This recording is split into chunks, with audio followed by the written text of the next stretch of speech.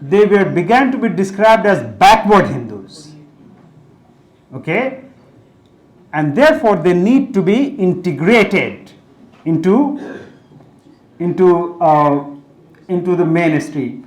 Now, KISS, Kalinga Institute of Social Science, this is an organization which is being run in contemporary Orissa. What it does, it has a residential educational institution. It brings these tribal people, gives them a scholarship, educates them, and they are being Hinduized because in the tribal religion there is nothing called Diwali. There is also linguistic assimilation. They don't speak Hindi. Okay? Now, the founder of Kalinga Institute of Social Science is also a local member of parliament from BJP, Achut Samanta. And then you also have mining corporates there.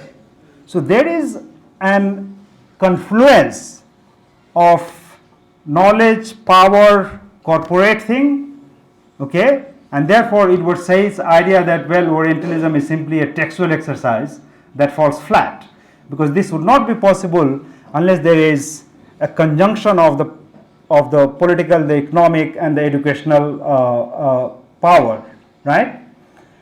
And as a result of this assimilationist policy, you will see in Madhya Pradesh a lot of violence which has happened against Christian, much like the Hinduization of Dalits, which took place in the case of the Babri Masjid, or in the movement geared towards demolition of Babri Masjid. So there was a lot of involvement of the lower caste and Dalits in that movement. Some of these tribal section, I'm not saying all, they have also been Hinduized. Okay. Now, towards the conclusion, you will see what I'm describing as Hindu Orientalism as a practice also in literature, in fiction. Those of you who might be enrolled in Hindi literature or Urdu literature or English literature. Now, Bachchan Sharma Ugr, he has a collection of stories. One of them is called Chocolate. Okay. In North India, actually, you know what it means? Sometimes you describe young boys as chocolatey. So this is about a homosexual kind of love, and there he says that actually homosexuality is unknown and foreign to Indian civilization. It is the Muslims who introduced it through Persian Urdu poetry. Okay? So there is one register of Hindu Orientalism as it functions in literature. Arvind Adiga's The White Tiger, which was given Booker Prize, and I've written about that novel, and more recently Majumdar's A Burning, which is about terrorism and so on.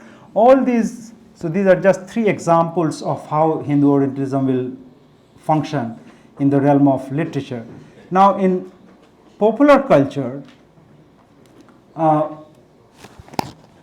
assume that most of you are very young, so it is not that the vilification of Muslims in Bollywood, it has started after 9/11. It has been there, the form was different. The whole idea of tawaif, okay, is a form of othering, of a very subtle kind actually. Now, those of you who do film studies, there is an established category in the literature on film studies about a certain kind of film which is called Muslim social. So again, I think, do you guys know about this film called Nikah? This was long time back. Salma Agha and what was this? Raj Babbar and all that. So Nikah is described as Muslim social film. It is a Muslim social.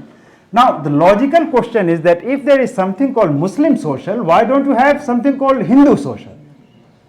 Because if these films, by the way, these films are imagination about what actually, I mean, this is not about what actually Muslim life is but this is how the dominant Bollywood frames would like to see the Muslims. In fact, if I want to make a little bit exaggerated and provocative statement, I think there is no film in the Bollywood made so far which really describes and depicts Muslims as they are. Okay? So the question here is, these kind of nikah, and there was another film, in the last 10 years I have not seen many films, but in my young days I was quite interested in films. Where is that Manisha Koiraala, which is when she wears burqa, and this is about Bombay or something, right? Right? So there is a Muslim social. So what happens here, logically speaking, then the Hindu is assumed to be Indian. It is a naturalized category. Okay? And if they're, in any case, so-called Muslim social film, in any case, they are very few and far between, but you must use an adjective. So the other day I was speaking at Delhi School of Economics, and I told them that, look, when I was enrolled in Masters in Sociology at Jawaharlal Nehru University, there were only 2 Muslim students in my class. One of them was this Khaksar in front of you. There was another girl. But the rest of the class would describe us as, oh, these are Muslim sociology students. Okay? The remaining, they didn't need any adjective. They were simply students. We were Muslim students. And therefore you have Muslim social. Mushirul Hasan is known as a Muslim historian. Right? Now in foreign policy, you will see the discourse of civilizationalism these days. Okay? And by the way, what is the official description of India as a civilization? The official description is, India is an ancient civilization. You know the meaning of ancient? Because what is in simple chronological terms, ancient, medieval, and then modern. So it is basically saying that, look, this civilization has been glorious, perfect, total, whatever, only when there were no Muslims. You could also say that India is a so rather than using this temporal term called ancient, you can also use another word. You can also say that India is a dynamic civilization. But why this labor to stress ancientness? Okay? Now it is because of this civilizational logic that there is look east policy. Now what is the logic of this? That look, it is India which has, as a civilization, given shape of identity to places like Sri Lanka, to Thailand, and to China, or Bali in Indonesia, because in Bengal at least you had a group of Hindu thinkers who talked about Greater India. And that Greater India did not simply include what is territorial India today, but it went all the way to Indonesia and Thailand and so on, because this is the civilization which was born from the territory, and then it has spread. There is a political scientist called Amitabh Acharya. He talks about nirvana root. So remember how Islam is spread? The Orientalist description is that Islam is spread, of course, through violence, and the dominant image is somebody sitting with a sword on the back of the horse, right? But in this case, Hinduism is spread through the logic of nirvana, as if there is no commerce there, there is no fight there, so the root is nirvana root. So this is also based on this logic of civilizationalism, because, and by the way, China is also projecting itself not as a nation state, but as a civilizational nation state. But this is not something entirely new. It has become more prominent now because the discourse of nation in Europe as well as in India, I mean, this was there already in late 19th century and early 20th century in case of India. People like R.K. Mukherjee, my own teacher, Yogendra Singh, would talk about Indian civilization. But since after World War II, nation state had become the more, not more, but probably the only form in which politics could be organized. So you of course conduct yourself in the language of nation state, but the larger idea is of civilizationalism. Now here there is an important difference. Those of you who might have read Raymond Williams' Key Words, this is a very good book, short description. So here for Raymond Williams, what is the definition of civilization in European context? For him, civilization is something which comes into being in the European case with enlightenment, commercial gusto, and a sense of secularism. Okay, secular humanism. In the case of India, civilization is imagined primarily and essentially as Hindu, not in terms of enlightenment.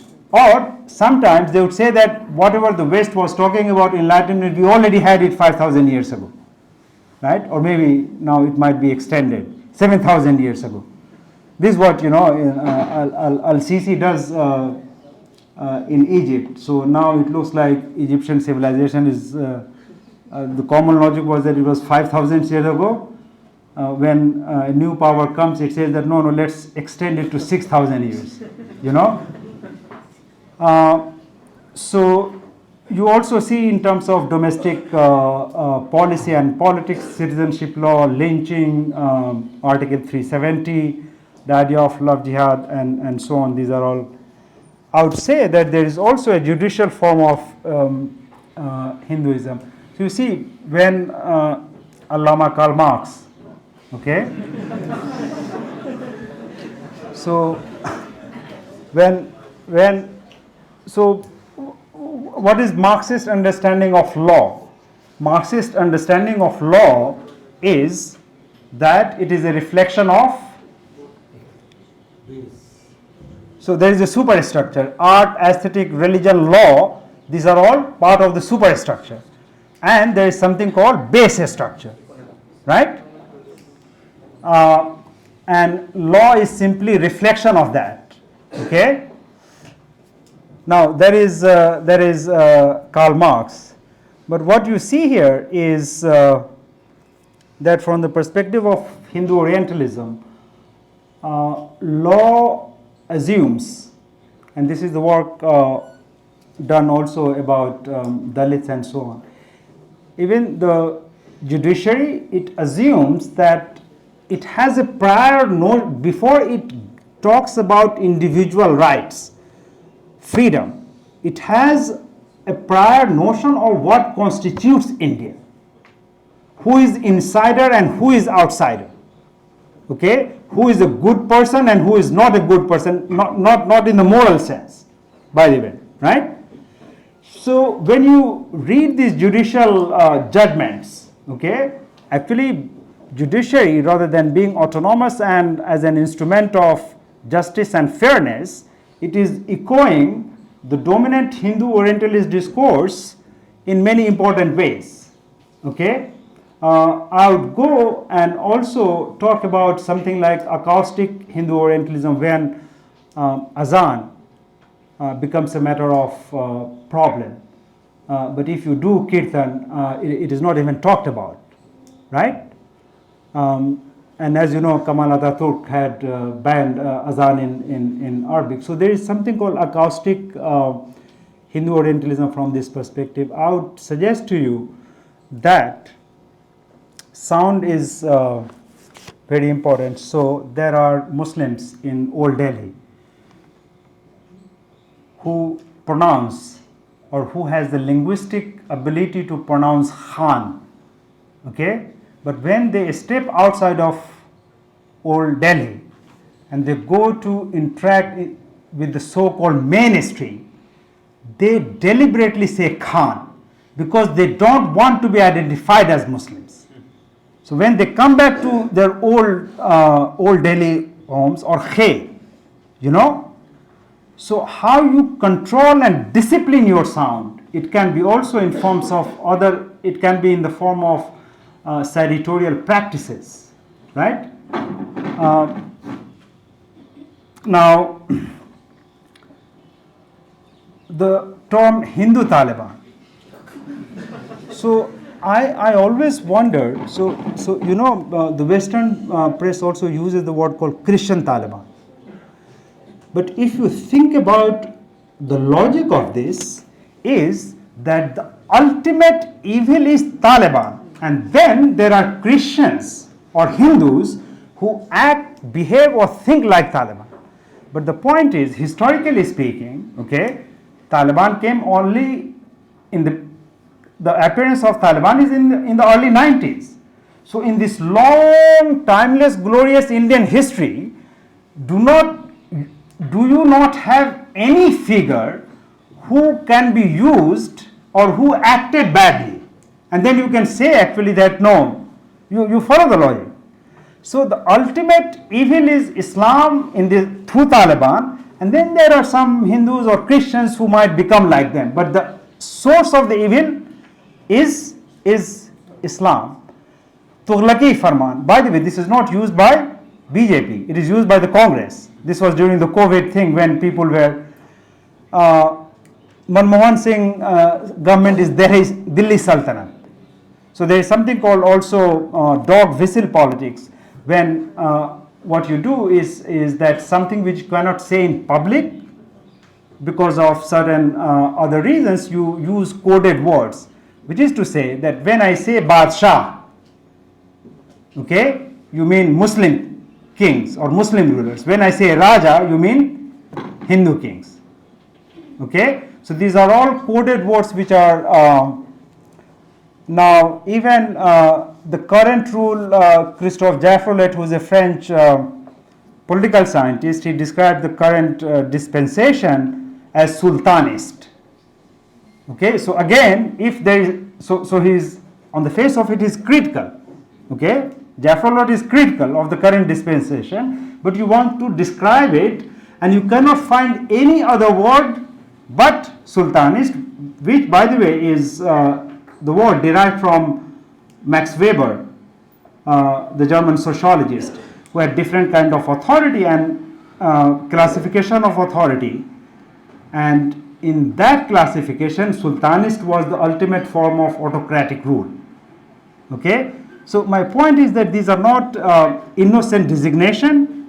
Okay, these are filled and loaded with powerful meanings. In many ways, I would say that, you know, Ashish Nandi's, when about the anti-Muslim pogrom in Delhi, would say that, well, the violence was from both sides, you know. About Javed Akhtar, I think the lesser said the better. His is a sort of a grotesque, obscene example of Hindu Orientalism, but I want to conclude with Marxism and Hindu Orientalism. Okay? Now, almost every mainstream political left is nationalist. So those of you who have read Benedict Anderson, okay, Benedict Anderson, he didn't want to write a book about nationalism. He was interested in the question of left. Okay, so right on the first 2 pages, he explains that his interest was that if Russia and China both are communist, why there is border clash between them? Because communism is, on the face of it, it is a global international ideology. So why 2 communist governments are not having friendly relationship? And it is in order to explain that he came up with the thesis of nationalism, that both these they depict themselves or project themselves as communist, but their communism is trapped in the language of nationalism. So most of the, so mind you, I'm saying electoral left. So there might be non-electoral left who may not be nationalist, okay? But almost every electoral left formation is nationalist, because you are operating in the name of national democracy. There is nothing called global democracy, right? It is a national democracy. Sitaram Yechury, he wrote a book which is called What is Hindu Rashtra, and there he talks about how Golwalkar had drawn inspiration from Hitler, which is correct, but to make a false equalization, he said that Abul Ala Maududi had the same fascination with Nazi ideology. And the book is, it was a pamphlet, it is published, but nobody asked him that, okay, if you are saying this, give me some reference. Okay, so there is no need for it, but this is a strange logic of Hindu Orientalism that no, in order to criticize Golwalkar, you have to find a Muslim person, so that it can be balanced, right? Now, in the case of Irfan Habib, what I want to say is this, that it was Ernest Renan, the famous, well, not famous, but the infamous French Orientalist, who created this idea that philosophy is something which is outside the realm of Islam, and philosophy is all about reason, and Islam is all about faith, and therefore there cannot be philosophy among Muslims. Okay, and he created this myth that actually Ghazali was hostile to rationality. Okay, and which has been repeated since then. Oliver Leaman is another scholar who continues to say that Ghazali sometimes it even said that he sort of killed rationality and therefore philosophy. Now, when this is a piece from I don't remember the exact year, but Irfan Habib has the same Orientalist idea about Ghazali. But it is not simply Ghazali as a person, because behind Ghazali is the dynamic of relationship between faith and reason. You see the point? Now, it is very strange that Professor Irfan Habib seems to have not read Shibli Nomani, because he had read. So what Irfan Habib is doing, he is relying on the Western sources and not reading what Shibli Nomani from Azamgarh has written a full-fledged essay about Ghazali, and saying that no, Ghazali was not an enemy of rationality. He actually had, he was in favor of rationality, but not in the same way as it is understood.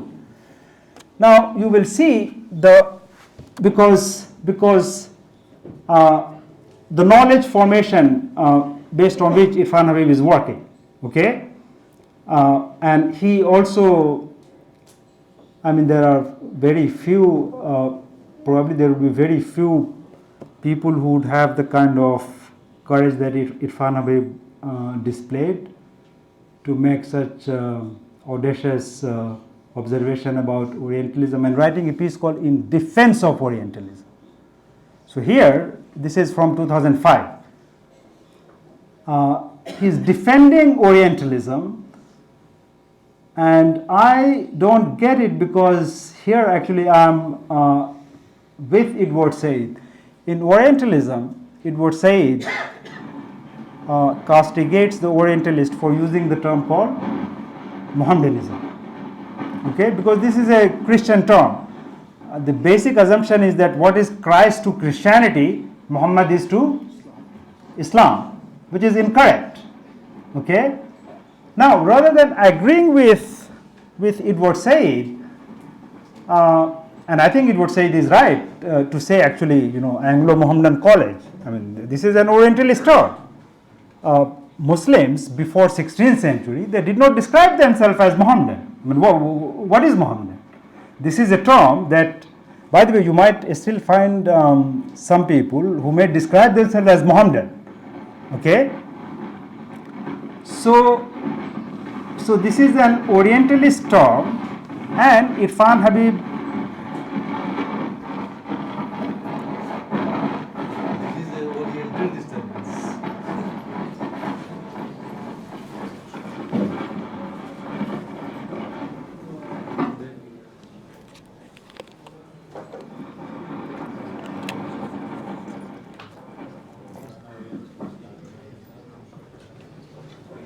So, yeah, as a teacher, if the mic doesn't work, I think, I can reach even to the people who are at the back.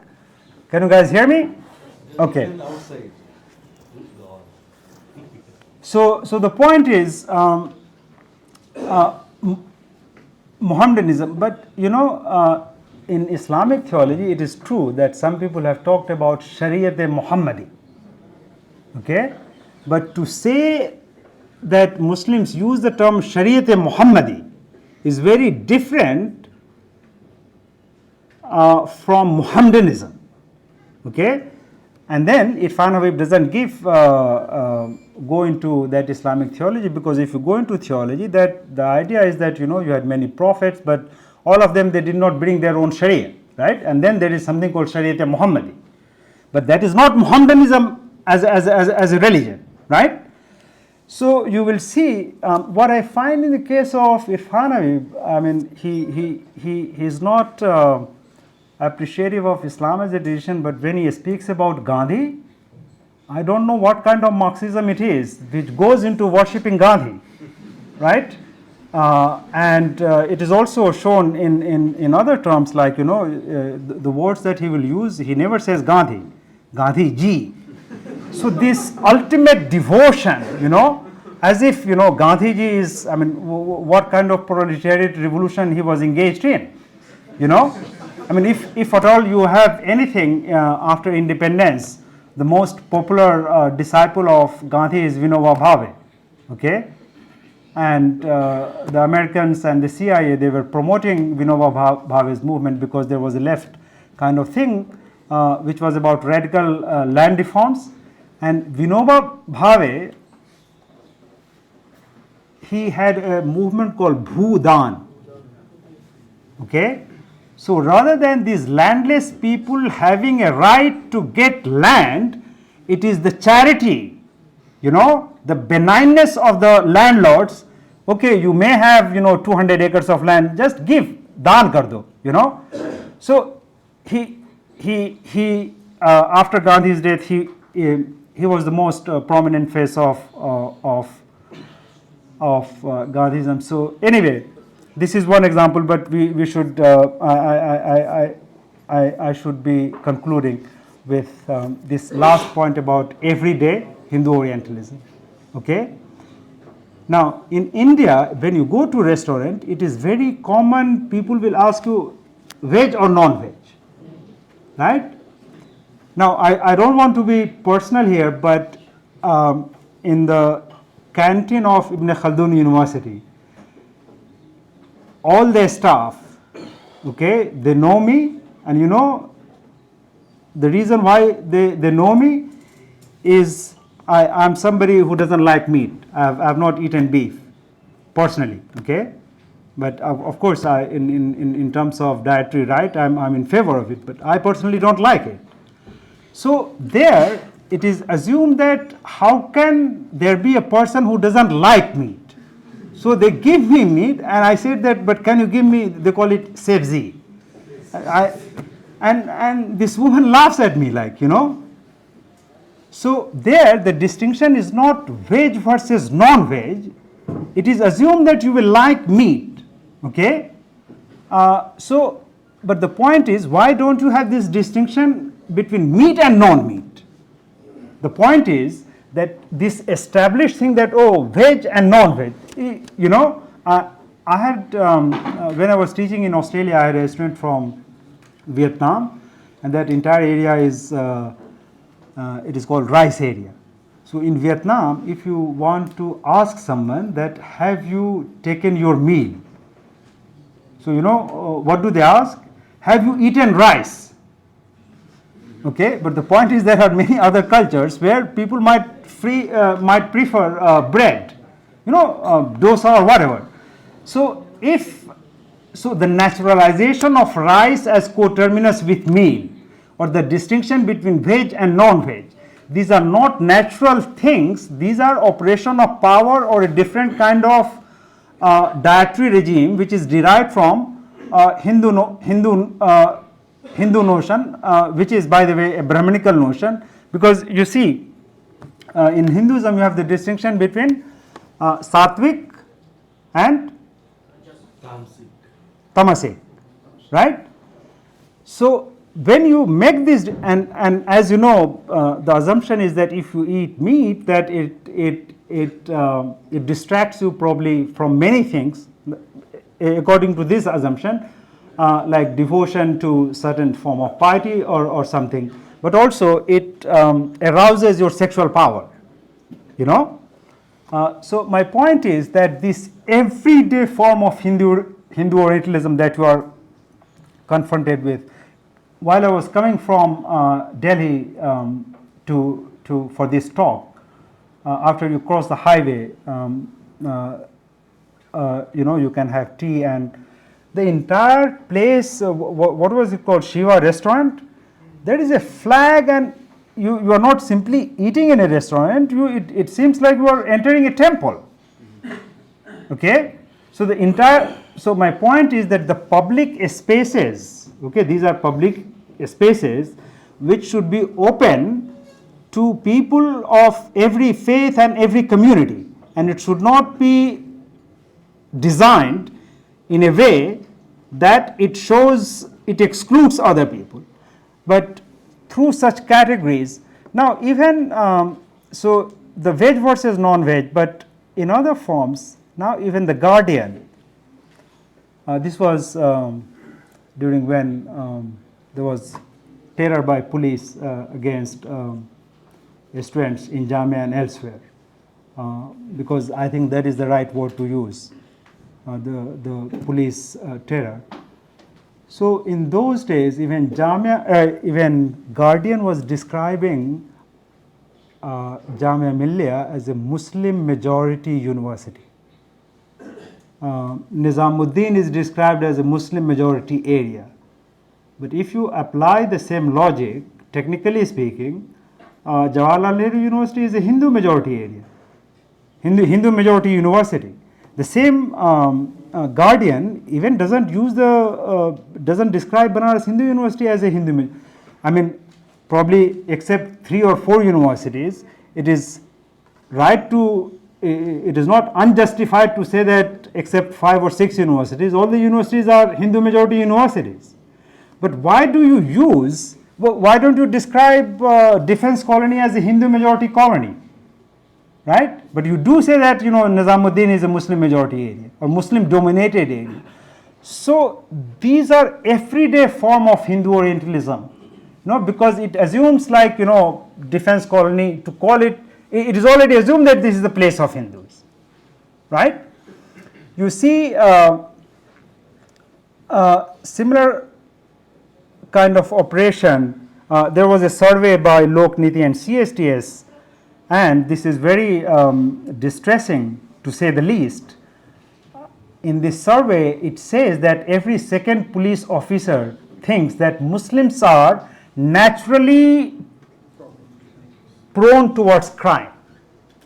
Okay, so this is what is also, by the way, is thought about the ghettoized black population in the US, right? So one has to ask, is a similar process underway here? Because as you know, whether you read psychology, sociology, unless we come up with this racist explanation of violence, that there is something innate. No, violence is not biological. It is produced through society, through culture, through power, through economic inequality and so on. But when you say naturally prone towards, it is an indirect way of legitimizing race-based or genetic-based kind of thing. Like, it is not natural. We all know that. Now, to conclude, the practice of Hindu Orientalism, which, and I didn't have enough time to go into every aspect of it, but ranging from food to film to politics, academia, Bollywood and police, including judiciary, these are not episodic. You know the distinction between episodic and epic. Epic is a long story, in which there are many episodes. Okay, so these are not accidental. Okay, these are constitutive of the Indian intellectual social formation. So it is not something which happens out of nowhere. There is a method. There is a knowledge power matrix. Okay, and this knowledge power matrix, as I have tried to explain to you, it has been in existence from the colonial time until our very present. And this knowledge power matrix, therefore, is neither purely Indian nor exclusively Western, but born out of a long interaction between the two over a long period of time. Okay, there are now some works being done about how Hindutva is operating, for example, in Britain and in the US, right? Now, why, and this is the final point, okay? Sometimes when I run out of time, I say that, look, I'm going to say, I will just take 30 seconds and this will be the final sentence, but I don't know how long that sentence would be. You know, it goes for 3 or 4 minutes, but this probably may not be the case. What I want to say is this, that go back to where I started, Rabbe Zidni Ilman. So if I have a conception of ilm, which I grew up with, so the identification of this Hindu Orientalism as a phenomenon which you, me, and everyone who is present here, or probably those who are not even present here, but if they come to grips with this idea, is that ultimately I'm interested in the question of freedom, because the ultimate aim of all of us is to realize freedom for ourselves as well as for others. And the identification of Hindu Orientalism is crucial to the task of intellectual freedom and to the human freedom, because unless we have an alternative vocabulary, or if you want to use the medical language, unless we do not correctly diagnose the problem, we cannot have a solution to it. Okay? So the first thing is who we are, what we are facing today. How is past imagined? How and in what precise way our present is being molded so that a particular depiction of future is arrived at? All these questions are not simply the question of economics or politics or sociology, but there is a larger supra-disciplinary idea of knowledge which informs every domain of our life. And we need to identify it, because if our goal is, which I think our goal is intellectual freedom, when, and let me also say this, probably it might make things a little bit clear. So you remember I talked about Tahrir and Hurriya and Muharrir and Tahrir Esquire, right? Now, you do have intellectuals in history who, rather than working for emancipation, they have worked for domination. You have people like Bernard Lewis. You have people like Farid Zakaria. Okay? These intellectuals have been those who have used their knowledge for the sake of domination, to allow certain kind of power to exercise its domination. I think we as humans, and I'm not simply talking about Muslims, this freedom, intellectual freedom, has to be for everyone. In fact, we in this hall cannot be free if there are people outside of this campus, outside of this town, outside of India, who are also not simultaneously free, because I think in the connected world that we inhabit, our freedom is possible only with the freedom of everyone else. if you have segments of population who are experiencing or who have been subjected to unfreedom, and we do not speak for them, okay, we cannot be actually free. And therefore, as an intellectual, as students, okay, it is our moral responsibility that we should not allow our knowledge to go the way as people like Bernard Lewis have used their knowledge. Rather, we have to strive continuously to work for a future where we can have fairness, freedom, justice, and beauty. Because ultimately, without these things, what would be the difference between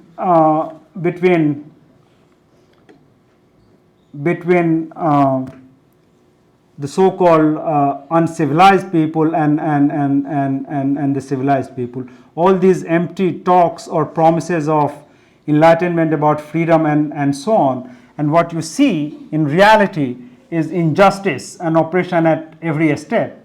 So I think to conclude this, our goal as seekers of knowledge, because you see, getting a degree is one thing, okay, and getting hurriya is another. All of us who may have degree may not be necessarily also intellectually empowered or intellectually free. These are entirely two different things. I'm not saying that degrees are not important. We do need those degrees in order to eke out a living, right? To have sources of economy and so on. But the ultimate goal of us is to gain freedom, to seek justice and work towards securing them. And I think to that end, we must identify this practice and phenomenon of Hindu Orientalism, because without this, we actually cannot have true justice and freedom and hurriyat in the ultimate analysis. Thank you so much.